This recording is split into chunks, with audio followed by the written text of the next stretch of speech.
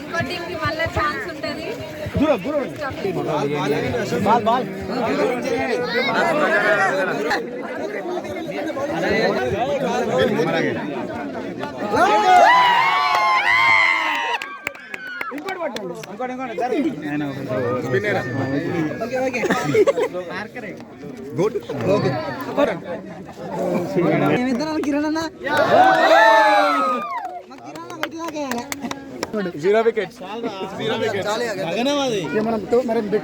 ఈరోజు ఇక్కడ గూడూరు గ్రామంలో జరుగుతున్న క్రికెట్ క్రీడోత్సవాలకు రావడం జరిగింది. మరి యువకులందరూ కూడా ఎంతో ఉత్సాహంగా ఉన్నారు క్రికెట్ ఆడడానికి. వేదిక మీద ఉన్న పెద్దలు, మరి ఇక్కడికి క్రికెట్ ఆడడానికి వచ్చిన యువకులు, అట్లనే గూడూరు గ్రామవాసులందరికీ పేరు పేరున నమస్కారాలు. ఇప్పుడు స్పోర్ట్స్ చాలా చోట్ల చాలా మంది పేరెంట్స్ అనుకుంటారు స్పోర్ట్స్ ఎందుకు కొంచెం ఆడాలి, ఎందుకంటే స్పోర్ట్స్ అనేది ఏమీ నష్టం కలిగించేది కాదు, దాని ద్వారా లాభమే జరుగుతుంది కానీ నష్టం జరగదు. పిల్లలకి ఫిజికల్ యాక్టివిటీ ఉంటుంది, ఇంకా దాంట్లో వాళ్ళు ముందుకెళ్ళి ఏ స్థాయికి వెళ్తారో మనం చెప్పలేము. రాష్ట్ర స్థాయిలో కావచ్చు, లేకపోతే దేశ స్థాయిలో కావచ్చు, ఎక్కడ ఏ మట్టిలో ఏ మాణిక్యం ఉంటుందో మనకు తెలియదు.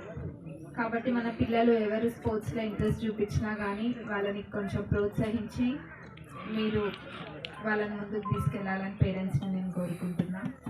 మరి ఇందాక ఇక్కడ గ్రామంలో పనుల గురించి చెప్పిండ్రు.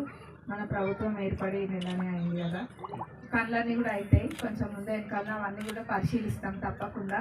అందులో ఏది ముందు చేయాలి, ఏది ఎక్కువ అవసరం ఉంది అన్నదాన్ని బట్టి తప్పకుండా పనులన్నీ కూడా మనం చేసుకుంటూ పోదాము. కాంగ్రెస్ ప్రభుత్వం తరఫున చూసినట్టయితే ఇప్పటికే 2 అమలు పడవడం జరిగింది. మహిళలందరూ మరి ఉచితంగా బస్సులలో ప్రయాణిస్తున్నారా? ఇక్కడ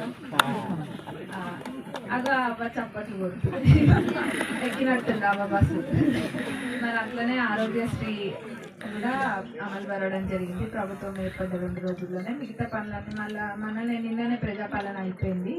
ఇంకా కూడా అప్లికేషన్లు ఎవరైనా పెట్టుకొని వాళ్ళు ఉన్నా అక్కడిక్కడ పెట్టుకోవచ్చు, ఆన్లైన్లో కూడా చేసుకోవచ్చు. అన్నీ కూడా ఇచ్చిన సమయంలో మిగతా గ్యారెంటీలు అన్నీ కూడా తప్పకుండా కాంగ్రెస్ ప్రభుత్వం అమలు పరుస్తుంది.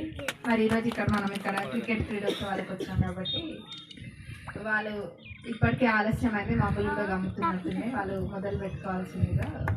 ఎదురుగా మా మీడియా సోదరులు ఉన్నారు, అడుగున ఇప్పుడు కాదు, డే 1 నుంచి ఈరోజు దాకా మరి ఇంకా రాబోయే రోజులలో కూడా వాళ్ళ సహకారము మాకెంతో ఉంది. అదేవిధంగా రాబోయే రోజుల్లో కూడా ఉండాలని కోరుకుంటున్నా.